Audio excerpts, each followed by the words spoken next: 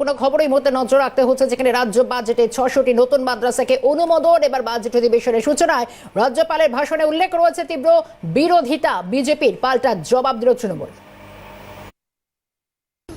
বাংলা আবাস যোজনা, প্রধানমন্ত্রী গ্রাম সড়ক যোজনা কেন লিখছেন? রাজ্যে ৬০০ নতুন মাদ্রাসার অনুমোদন দিতে চলেছে রাজ্য সরকার। সোমবার থেকে বিধানসভায় শুরু হয়েছে বাজেট অধিবেশন সূচনায় রাজ্যপালের ভাষণে ৬০০ নতুন মাদ্রাসার অনুমোদনের ঘোষণা ঘিরে বিতর্ক দানা বেঁধেছে। বিরোধিতায় সরব রাজ্যের প্রধান বিরোধী দল বিজেপি। গোটা রাজ্যপালের ভাষণে একটাই ঘোষণা, ৬০০ নতুন মাদ্রাসা তৈরি করা হবে পশ্চিমবঙ্গে। জাগো হিন্দু জাগো, বাঁটেগা তো কাটেগা, এক रहेगा তো সেফ रहेगा। এই রাজ্যপালের ভাষণ মুসলিম লীগের সরকারের তার বক্তৃতার প্রতিচ্ছবি ছাড়া তার লক্ষ্য উদ্দেশ্য এবং হাইয়েস্ট মুসলিম তোষণ অ্যাপিজমেন্ট এছাড়া এর অন্য কোনো দিশা নেই বলে আমরা প্রধান বিরোধী দল, একমাত্র বিরোধী দল মনে করি। ওয়াকিবহাল মহল মনে করছে, বছর ঘুরলেই রাজ্যে বিধানসভা নির্বাচন, ভালো ফলের আশায় হাতে সময় থাকতে মাঠে নেমে পড়তে চাইছে বিজেপি। মাদ্রাসার অনুমোদনের ঘোষণাকে কেন্দ্র করে ধর্মীয় কার্ড খেলে ইভিএম মেশিনে ফায়দা নিতে চাইছে, হাতিয়ার করতে চাইছে খারিজি মাদ্রাসাকে ঘিরে বাংলাদেশি জঙ্গি সংগঠন আনসারুল্লাহ বাংলা টিমের সক্রিয় কার্যকলাপকে। বস্তুত বাংলাদেশের অশান্তির পরিস্থিতিতে এপার বাংলায় সক্রিয় হয়ে উঠেছিল আনসারুল্লাহ বাংলা টিম বা এবিটি। বেশ কয়েকজন জঙ্গি গ্রেফতার হয়েছিল বাংলাদেশ সীমান্তবর্তী মুর্শিদাবাদ থেকে। উঠে এসেছিল খারিজি মাদ্রাসায় জঙ্গিদের যোগাযোগ। বিজেপির এমন আক্রমণের জবাবে পাল্টা মুখ খুলেছে তৃণমূল। বাংলা এমন একটা মাটি, এটা সম্প্রীতির মাটি।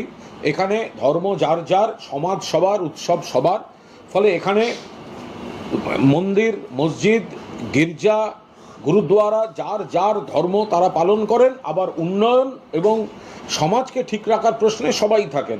এখন যারা উন্নয়নের রাজনীতিতে নেই, যারা রুটি কাপড়ার মাকানের রাজনীতি করেন না, রুটি কাপড়ার মাকান মানুষকে পাইয়ে দেওয়ার রাজনীতি করেন না, মানুষের কাছে রুটি কাপড়ার মাকান পৌঁছে দেওয়ার রাজনীতি করেন না, যারা বাংলার মানুষকে প্রাপ্য থেকে বঞ্চিত করেন, তাদের হাতিয়ার হচ্ছে কেবল এই ধর্মের ভেদাভেদ। বিধানসভার দিকে তাকিয়ে এখন থেকেই ঘুঁটি সাজাতে শুরু করছে তৃণমূল বিজেপি দুপক্ষই। যুযুধান দুই পক্ষের লড়াইতে শেষ হাসি কে হাসে জানতে অপেক্ষা করতে হবে এখনো প্রায় বছর দেড়েক। ক্যামেরায় অপূর্ব দেবনাথ, জ্যাকি সিং, কিশোর মুখোপাধ্যায়ের সঙ্গে বিপ্লব চক্রবর্তী, রাজা সাহা ও সুদীপ্ত পালের রিপোর্ট, ক্যালকাটা নিউজ। রাজ্যে নতুন ৬০০টি মাদ্রাসা তৈরির মূলত পরিকল্পনা রাজ্য সরকারের, এবং রাজ্যপালের বাজেট ভাষণে ৬০০ মাদ্রাসা তৈরির ঘোষণা। এখন তৈরি হয়েছে নয় রাজনৈতিক বিতর্ক। শুধু তাই নয়, ২৬-এর বিধানসভা নির্বাচন একেবারে সামনে, বছর ঘুরলে নির্বাচন। আর ইতিমধ্যেই সেই নির্বাচনের আগে বিশেষ করে একাধিক যে মূলত ফের তোষণ কাজ শাসকের একাধিক প্রশ্নতে ইতিমধ্যে বিরোধীরা তুলছে। একদিকে গতকাল মমতা বন্দ্যোপাধ্যায় নিজেই বিধানসভায় দাঁড়িয়ে যে পরিষদীয় দলের বৈঠক, সেখানে পরিষ্কার করেছেন তিনি শেষ কথা। একই সঙ্গে ২/৩ ভোটে অন্তত ২৬-এর জয়ের আরও একবার আত্মপ্রত্যয় সুর শোনা গেছে নেত্রীর মুখে। একাই ১০০ তৃণমূল মন্তব্য করেছেন তৃণমূল নেত্রী, এবং গতকালের তাঁর এই মন্তব্যের পর একাধিক রাজনৈতিক মহলে গুঞ্জন তো শুরু হয়, তাহলে কি তিনি জোটের পথে হাঁটবেন না? তাহলে ভোট ভরসা মাদ্রাসা? একই সঙ্গে একাধিক প্রশ্ন, কারণ গতকালের রাজ্যে ইতিমধ্যেই শিক্ষাবিদ অচিন্ত বিশ্বাস এই মুহূর্তে আমার সঙ্গে টেলিফোন লাইনে রয়েছেন। স্যার, স্বাগত জানাবো ক্যালকাটা নিউজে, এবং জানতে চাইবো মূলত গতকাল মমতা বন্দ্যোপাধ্যায় যা বলেন, শুধু তাই নয়, এবং রাজ্যপালের যে ইতিমধ্যেই যে এই বক্তব্য উঠে আসে, শুধু তাই নয়, ৬০০টি মাদ্রাসাকে অনুমোদন। অন্তত বিরোধীরা প্রশ্ন তুলছে যে ২৬-এর আগে একেবারে তোষণ কার্ড খেলছে শাসক।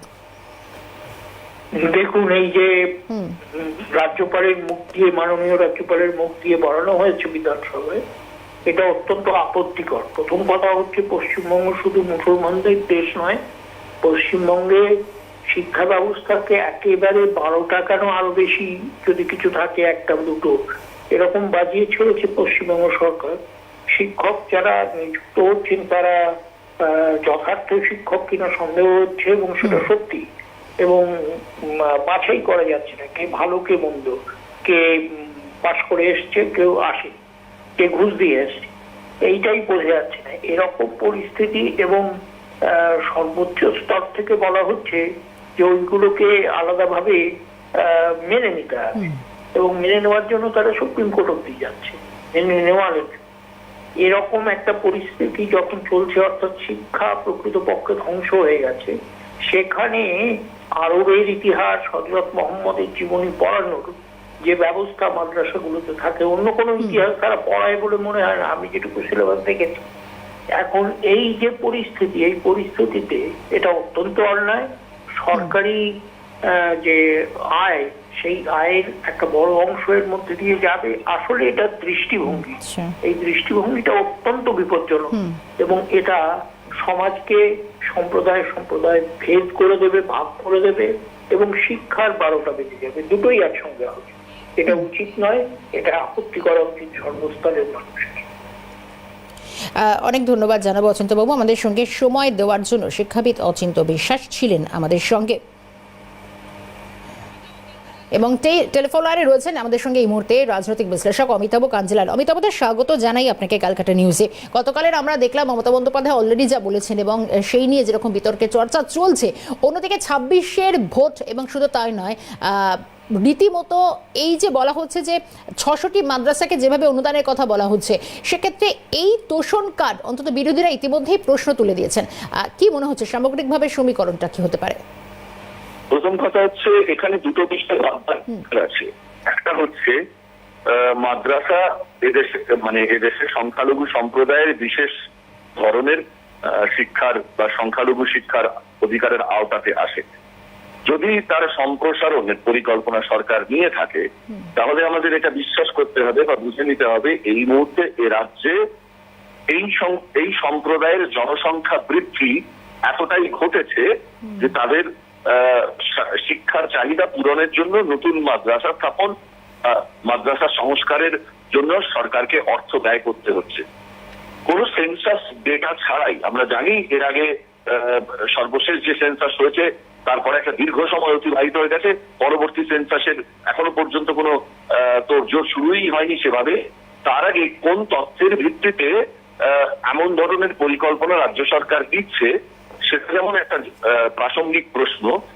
দ্বিতীয়ত যে প্রশ্নটা তাহলে অবশ্যই উঠে আসবে, যদি এর কোনো অর্থনৈতিক সমীক্ষা বা এই বিষয়ে জনবিন্যাসগত সমীক্ষা ছাড়াই সরকার এই পরিকল্পনা করে থাকে, তাহলে সেটাকে তোষণ বলেই গণ্য করা হবে। যদি এই প্রয়োজনীয়তাকে বাস্তব ভিত্তি, বাস্তব প্রয়োজনীয়তার সঙ্গে মিলিয়ে দেখানো যায়, তাহলে আমরা বলতে পারি যে না, এটা জনসম্প্রদায়ের বিকাশের প্রশ্ন, আমরা একে সমর্থন জানাচ্ছি। কিন্তু যদি তার কোনো ভিত্তি ছাড়াই এমন কাজটা করা হয়, তাহলে নিঃসন্দেহে সেটা তোষণের শামিল। 1, 2, একই সঙ্গে এ রাজ্যের বেশ কিছু উচ্চ মাধ্যমিক, মাধ্যমিক এবং ক্লাস 8 পর্যন্ত বিদ্যালয় বন্ধ হয়ে যাচ্ছে শিক্ষার্থীর অভাবে, শিক্ষকের অভাবে, উপযুক্ত পরিকাঠামোর অভাবে। ঝুলে আছে 26,000 শিক্ষকের চাকরির ভবিষ্যৎ। সুপ্রিম কোর্টের শুনানি প্রায় শেষ, তার শেষ পর্যায়ে। ফলে সবটা মিলিয়ে পশ্চিমবঙ্গের শিক্ষা ব্যবস্থার যে হতাশাজনক ছবিটা খুব স্পষ্ট। সেইখানে নতুন মাদ্রাসা স্থাপন এর মাধ্যমে বা মাদ্রাসা গুলো চালাতে গেলে যে শিক্ষক নিয়োগ করতে হবে, তার মাধ্যমে আরেকটা দুর্নীতির রাস্তা উন্মোচিত হতে যাচ্ছে বলে আমরা আশঙ্কা প্রকাশ করতে পারি। এই কারণে যে এর আগে যাতে ঘটেছে, আমরা অভিজ্ঞতা থেকে সেই কথাগুলো বলছি। যখনই এই ধরনের উদ্যোগ নেওয়া হয়েছে, এই যে কুচবিহার, জলপাইগুড়ি জেলার বিস্তীর্ণ এলাকার স্কুলগুলোতে চুক্তিভিত্তিক কিছু ভোকেশনাল ট্রেনিং এর শিক্ষক নিয়োগ করা হয়েছে কিছু স্থানীয় এজেন্সির মাধ্যমে। প্রশ্ন হচ্ছে, এসআইরা নাম পাঠিয়ে দিয়েছেন, হেডমাস্টাররা তাদেরকে জয়েন করিয়ে দিয়েছেন, কিন্তু তাদের যোগ্যতা যাচাই বা অন্যান্য প্রশ্নগুলো কে কিভাবে করলো কেউ জানে না। ফলে এখানেও একটা বিরাট টাকার লেনদেনের গল্পের আভাস উঠে আসছে। সবটা মিলিয়ে এই মুহূর্তে পশ্চিমবঙ্গের শিক্ষার চেয়ে বেশি কুশিক্ষা, অর্থাৎ দুর্নীতি, তছরূপ এবং এই যাবতীয় শিক্ষার যে শৃঙ্খলা, তাকে ভঙ্গ করে ছাত্র দলের ভোট ইত্যাদি মিলিয়ে শিক্ষার পরিবেশকে কলুষিত করবার একটা ঘেরা কলে পরিণত হয়েছে। ফলে সেইখানে যদি কেউ নতুন করে 600 মাদ্রাসা তৈরি করার বা মাদ্রাসা সংস্কারের কথা বলেন, তার অভিসন্ধি নিয়ে সন্দেহ জাগে বই কি। কারণ আমি আগেই বলেছি, এর কোনো অর্থনৈতিক ভিত্তি তিনি উল্লেখ করেননি বা প্রমাণ দিতে পারেননি। আচমকা আমার মনে হলো আমি 600 মাদ্রাসা তৈরি করে দেবো, তাহলে নিঃসন্দেহে তার পেছনে দুরভিসন্ধিকেই আমাদেরকে বিবেচনা করতে হবে। একদমই অমিতাভ দা, খুব সুন্দর একটা ব্যাখ্যা আপনি তুলে ধরলেন, ধন্যবাদ জানাই। সঙ্গে ছিলেন রাজনৈতিক বিশ্লেষক অমিতাভ কাঞ্জিলাল। 26-এর ভোট লক্ষ্য এবং 26-এর ভোটের আগে একদিকে কোথাও কি ভোট ভরসা মাদ্রাসা, এ প্রশ্ন তুলছেন এই মুহূর্তে বিরোধীরা। এই মুহূর্তে ফোন লাইনে রয়েছেন বিজেপি নেতা রাহুল সিনহা। রাহুল দা, স্বাগত জানাই ক্যালকাটা নিউজে। একেবারে গতকাল আমরা দেখলাম যে একদিকে নেত্রী নিজেই বলছেন যে তিনি একাই 100-2/3 নিয়ে ফের আবারও চতুর্থবারের জন্য সরকার ফিরবে। সঙ্গে রীতিমতো এই 600টি নতুন করে মাদ্রাসা তৈরির পরিকল্পনা। কেন এই পরিকল্পনা এখন থেকে সরকারকে করতে হচ্ছে? সাম্প্রদায়িক রাজনীতি এই সরকারের মূল লক্ষ্য। আর যে কারণে রাজ্যবাসী ট্যাক্সের টাকা, ধারের টাকায় অজস্র মাদ্রাসা খোলার পরিকল্পনা নিয়েছে। 600 মাদ্রাসা খোলার যে পরিকল্পনা নিয়েছে তাতে যে বিপুল পরিমাণ টাকা নষ্ট হবে, এবং সেই পরিমাণে কিন্তু পশ্চিমবাংলার গ্রামগঞ্জে সাধারণ স্কুল কিন্তু নেই, স্কুলের পরিকাঠামো নেই। অথচ যে সরকার স্কুলের পরিকাঠামো দিতে পারছে না, স্কুলগুলোকে সঠিকভাবে চালাতে পারছে না, মাস্টার দিদিমণির অভাবে প্রাথমিক স্তরে বহু স্কুলে ঠিক মতো পঠন পাঠন হয় না, সেই দিকে সরকার নজর না দিয়ে শুধুমাত্র 26-এর নির্বাচনে কি করে মুসলিম ভোট পাওয়া যাবে তার জন্য এখানে মাদ্রাসার পরিকল্পনা করা হচ্ছে। আমি মনে করি যে সরকার যদি এইভাবে সাম্প্রদায়িক মনোভাব নিয়ে চলতে থাকে, স্বাভাবিকভাবেই এখানে সাম্প্রদায়িকতা বাড়বে। আর যার জন্যই আমাদের মনে হয় যে এখানে যেভাবে সাম্প্রদায়িকতার উস্কানি চলছে তাতে আগামী দিন পশ্চিমবাংলা বাংলাদেশে রূপান্তরিত করবার এক ষড়যন্ত্র চলছে, আর সেই ষড়যন্ত্রের শিকার এই রাজ্য সরকার। সেই কারণে আমি মনে করি এই জাতীয় সাম্প্রদায়িকতা বাদ দিয়ে উন্নয়নের ক্ষেত্রে সহজ দৃষ্টিভঙ্গি রাখা দরকার, তাতে ধর্মকে সামনে আনা উচিত। একদমই রাহুল দা, ধন্যবাদ জানাই সময় দেওয়ার জন্য। বিজেপি নেতা রাহুল সিনহা ছিলেন টেলিফোন লাইনে।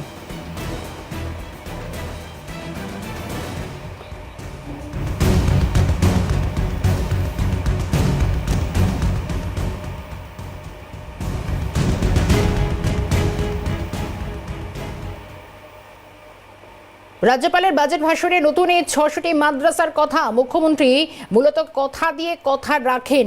মাদ্রাসাগুলোর অনুমোদন জরুরি ছিল, মাদ্রাসা শিক্ষা ব্যবস্থায় এগিয়েছে সংখ্যালঘুরা। MFDFC চেয়ারম্যান হয়ে দেখেছি, সেখান থেকে অনেক মুসলিম ছেলে চিকিৎসক, ইঞ্জিনিয়ার হয়ে বেরিয়েছেন। প্রতিক্রিয়া দিয়েছেন সংখ্যালঘু সেলের সভাপতি ও বিধায়ক মোশাররফ হোসেন। মাননীয় মুখ্যমন্ত্রী উনি বলেছিলেন যে মাদ্রাসাগুলোকে অনুমোদন দেওয়া হবে। উনি কথা দিয়ে কথা রাখেন।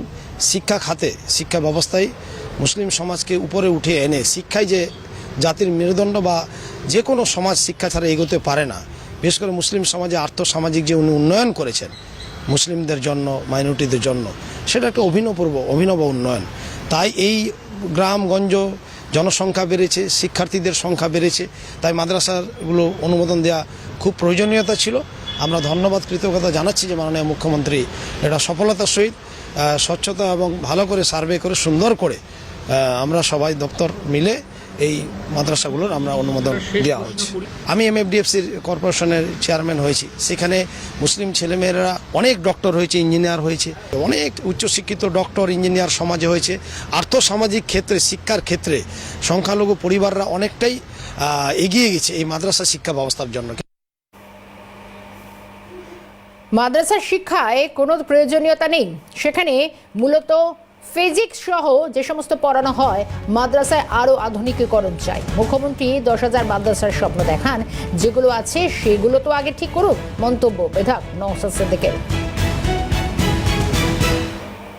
কেন থাকবে না? সমস্ত ধর্মীয় থেকে শিক্ষা থেকে শুরু করে বিভিন্ন শিক্ষার প্রয়োজন আছে, আর মাদ্রাসা শিক্ষা ব্যবস্থার সাথে আধুনিক শিক্ষার জড়িয়ে নেই কে বলেছে? আমি একজন মাদ্রাসার ছাত্র। আমি যেভাবে ফিজিক্স থেকে শুরু করে, তারপরে ম্যাথ, ইংলিশ থেকে শুরু করে, বাংলা থেকে শুরু করে, জিওগ্রাফি থেকে শুরু করে, লাইফ সায়েন্স, ফিজিক্যাল সায়েন্স থেকে শুরু করে যে ধরনের পাঠ্যক্রমের মধ্যে যেগুলো থাকে সেগুলো পড়াশোনা করছি, সাথে সাথে মাদ্রাসার আরবি সাহিত্য, ইসলামিক থিওলজি, ইসলামিক হাদিস থেকে শুরু করে এগুলো পড়াশোনা করেছি। তো এখানে হ্যাঁ, আমরা চাই কিন্তু আধুনিকরণের। আমরা চাই মাদ্রাসাগুলোতে আরও উন্নত মানের স্বাস্থ্য আপনার পড়াশোনা ওখানে করানো হোক। এই সাবজেক্টকে আপগ্রেড করা হোক, টিচার নিয়োগ হোক, এগুলো হচ্ছে না, এগুলো নিয়ে চর্চা হচ্ছে। একটা হচ্ছে যে এখন বর্তমানে যে 614টি মাদ্রাসা আছে তার পরিকাঠামো কুড়ে ধ্বংস করে দিচ্ছে। আগে এটা ঠিক হোক, আনএডেড এমএসকে এসএসকে যেগুলো আছে সেগুলো ঠিক করুক। এগুলোই করতে পারছে না। মাননীয় তো 10,000 মাদ্রাসা দেওয়ার স্বপ্ন দেখিয়েছিলেন, 10টা দিয়েছেন।